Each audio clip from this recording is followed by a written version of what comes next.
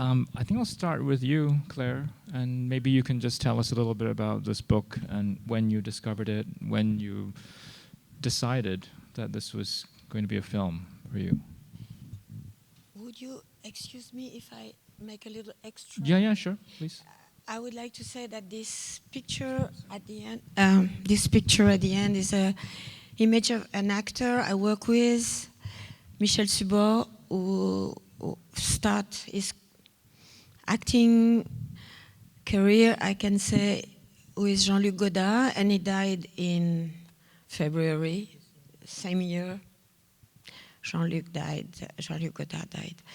And I wanted also to wave, if he's still here, Isaac de Bancollet, who was in line and probably still here. I wanted him to know that I'm happy he's here. That's all. Sorry.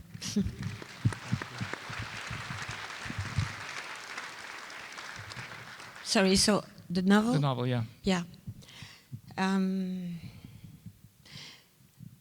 I had heard about Denis Johnson, and suddenly I start reading all I could find, and in English. And I discovered by reading in English the particularity, the specialty of his words and dialogues, with this kind of ironical distance and great melancholy. And when I read Starred at Noon, I felt as if the story was not meant to be a film, but I felt so many things in that story that I understood and like. So I tried to, I wanted really to ask my producer to get the right, and then also I wanted first to meet with Denis Johnson, and I met with him, and I was not disappointed at all. And he told me that this novel was his first novel, as he wanted himself to be a journalist like Trish in the story, and that in a way he felt like her. At the end, in Nicaragua, at the end of the revolution, he was realizing he was not going to be a journalist, nothing was working for him, and he was hardly surviving. And that's what I did believe him, you know. I knew there was a tension in the novel that was not, that was his sense of, as if Denis Johnson wanted me to understand that his first novel was about a failure, as if the failure was something like a theme in his novel or poetry. The other thing, in looking at the book, I think the other reason it struck me as like a really good match for you is I think the strongest, what really stays with you in the novel is the atmosphere more than the plot. I mean, it's just something that is so potent, and I think of you as a filmmaker who creates atmosphere, who works often with rhythms and moods and textures, and that to me seemed like the match with you and in this book. Yeah, but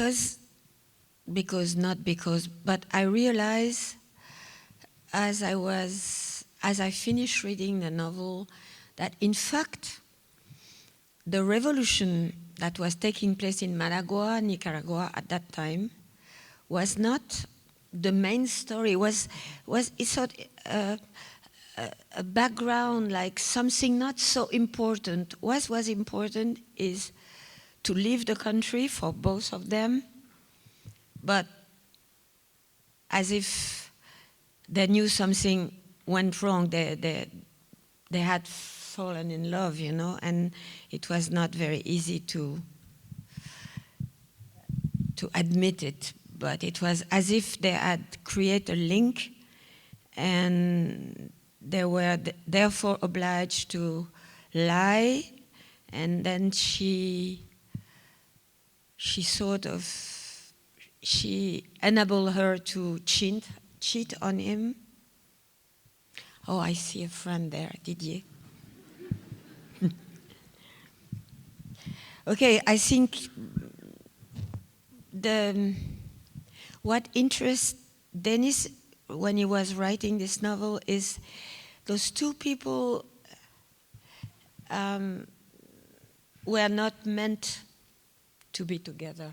Mm-hmm. And she believed maybe he could help her with money, and he just met her at the bar, and he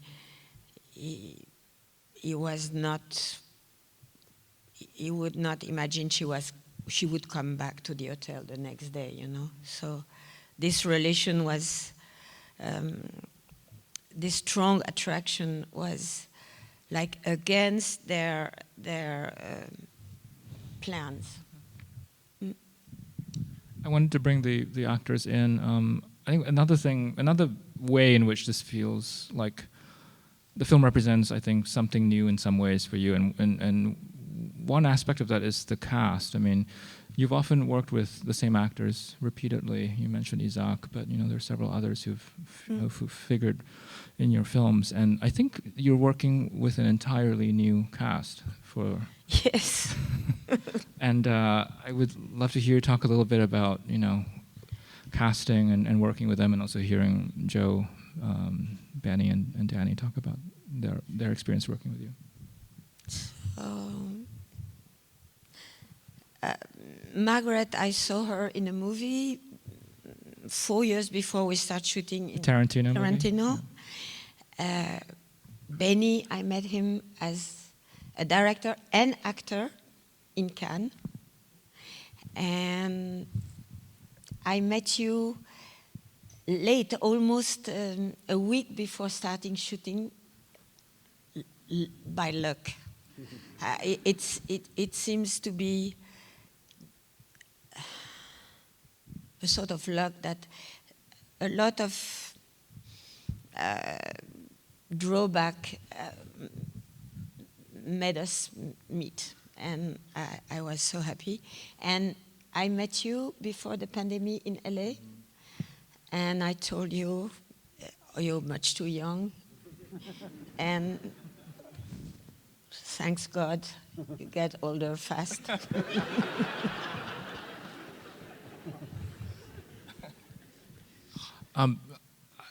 Maybe we can ask all of you to maybe say a bit about your experience. All of you, for your first time working with Claire as well. Joe, I mean, 1 week before shooting started? Yeah, 1 week. Now, I got an email on a Friday morning saying, would I read this script as quickly as possible, and if I was interested, would I speak to Claire that afternoon? And, you know, who would say no to that? And I've been a fan of Claire's for a long time, and obviously jumped at the opportunity to talk to her. And I think when we spoke, she, within 60 seconds, or very quickly, she said, I would love for you to come and join us. And I had just finished something like 2 weeks before, and I kind of thought I knew what I was doing for the next few months of my life. And I think I said, thank you so much, give me 1 hour just to kind of take a breath, but thank you. And I think he thought I was saying no. And then within the hour, I was thinking, like, she probably doesn't know what I'm saying, and so I called back and said yes. And about 5 days later, I was in Panama, and Claire was standing outside the hotel with a glass of rum for me. And about 3 days after that, I was given the book when I got to Panama. I didn't have the book until I got there. And then we started a few days later. But I think something you were saying earlier, when I read it, for me, reading it and having seen Claire's films, what I was excited about was the atmosphere of it all. And what I loved was like the booze and cigarettes and sweat and the tropics and the heat of it as much as plot. I love the plot as well, and I love this idea of like two people finding some kind of a tender relationship in an environment that otherwise is corrupt and hostile, and you don't know who you can trust. I liked that pairing a lot, but it was almost like the dialogue just kind of floated on top of everything else. Like it was like a soundtrack or like a rhythm, but what seemed really important was the world that it was going to be in and that Claire was going to create. And I was excited about and terrified at such short notice about kind of jumping into that with her. But you know, so thankful and lucky to have that crazy experience. Crazy, but Great. crazy, and I think for me also asking Benny if would accept to join us for the CIA guy was because I thought even in the novel the CIA guy is a good guy, you know. I think he wants to help her, you know. He's really trying to help her. And I wanted someone I could like, not a caricature, someone with a good sense of friendship and humor, you know. I don't know. I think we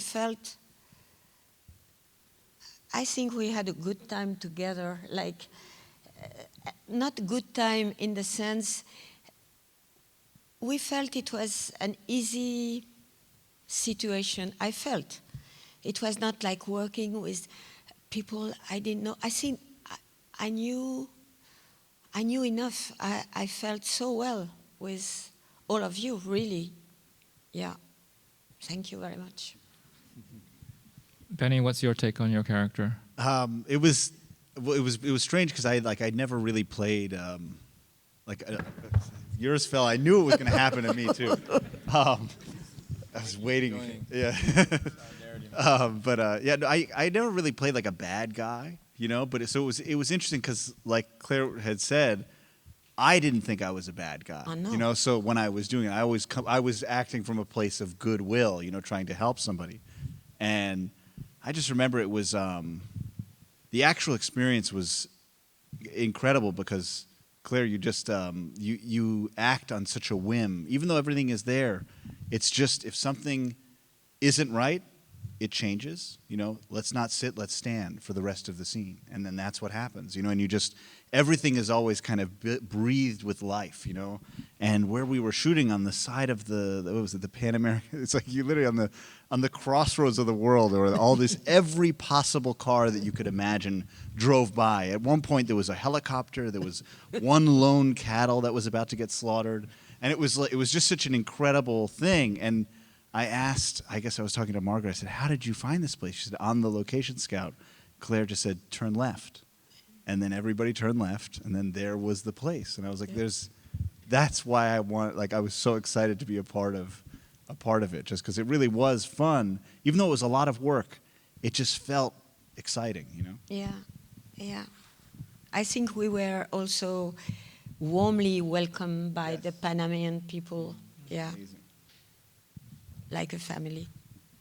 Danny, you want to add anything? Well, I also thought I wasn't the bad guy. But I think you described it earlier. There was just so much, it was such a harmonious project in how the cohesiveness of everyone. And I think as a Costa Rican cop,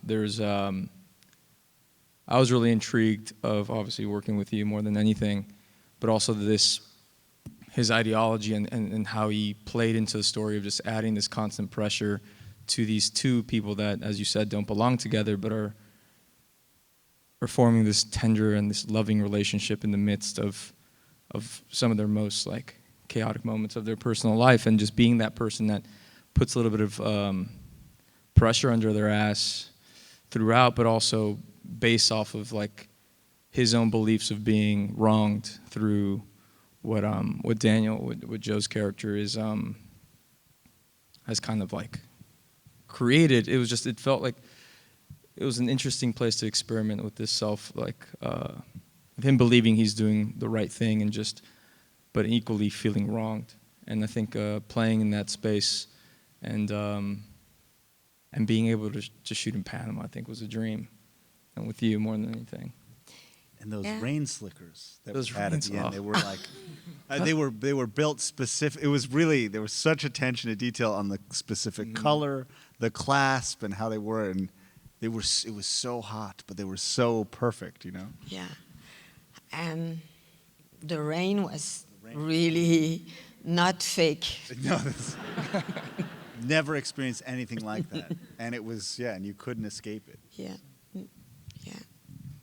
Claire, I just want to come back maybe and ask you about certain decisions. Denis's book is from the mid-'80s, and it's he captures a very particular moment in you know, just the political situation. Yeah.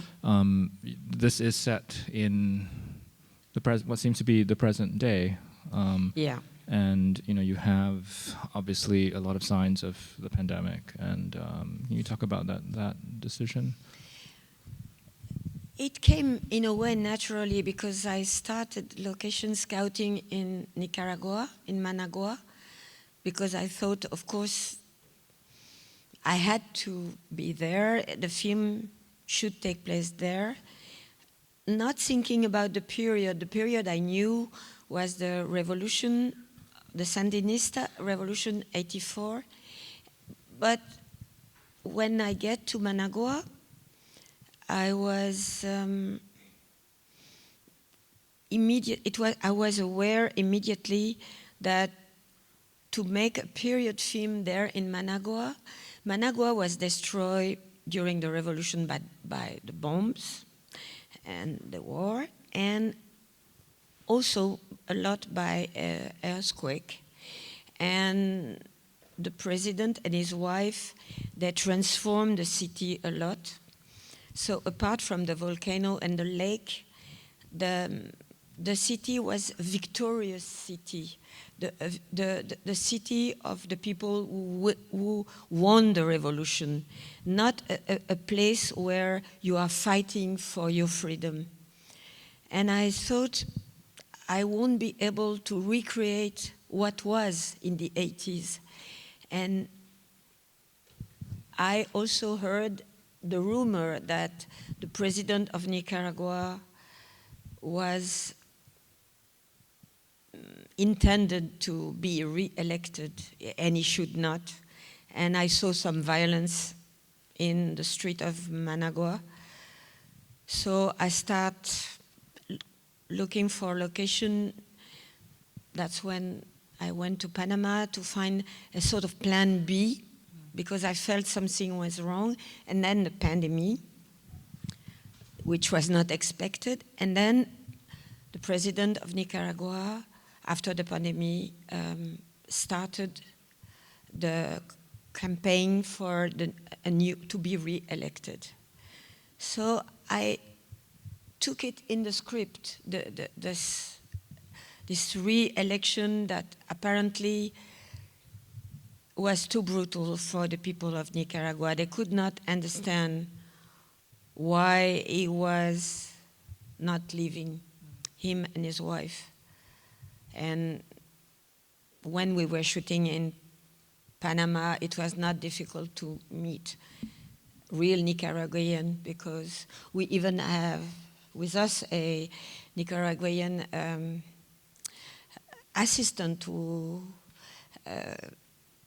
was teaching us the perfect Nicaraguan accent, not to use the Panamanian, because the people of Nicaragua were living country, actually. Yeah. I think we only have time for one more, so I'm just going to ask you to say a little bit about, you know, just other changes that you felt you had to make to this, the book. I mean, the book, first of all, the characters have no names in the book. Englishman. Yes, Englishman, and and she's the narrator of the and novel she's as well. Hi, she's in the first person. Yeah. Mm-hmm. So. And it's a blue suit in the book too. It's a blue suit, yeah. No, the name came from a friend of mine who is a Mexican girl who lives in Houston, a musician, and I always thought I like the sound of Trish. And Daniel, it's a name I like a lot. No, I mean, Great name. I don't know. It's strange the way finding name for somebody who has no name in a story. You know. Wasn't there a biblical reference you said about? Wasn't there a biblical reference with Daniel or something? Of course, yeah. This sort of heroic biblical reference. Yes, yeah. Did you still, in some way, see her as the narrator of the film, or no? No. I thought. No, I was. It was clear for me that she was she and he was he, you know. And I thought this story would not. I could not see the way they meet at the bar, like it is in the novel, if she was commenting that moment. I think that moment could only be filmed with a little distance. We do unfortunately have to wrap it up, but I just want to make a note that in addition to Stars at Noon, Claire is showing another film in the festival, a restoration of her second feature, No Fear, No Die, which has been very difficult to see, and it's a beautiful new restoration that we're showing on Tuesday. Claire, with Isaac de Bancolé, will be presenting it, so I encourage you to come to that as well. Much. So thank you all for being here. And thank you to all of you for listening. I wanted to say something. It's stupid to say that, but I think it's so weird to be here and there is a war in Europe, and I saw this image of Florida this morning when I was, it's really a hard time we're going through, yeah. But we are here speaking about movie. Thank you very much.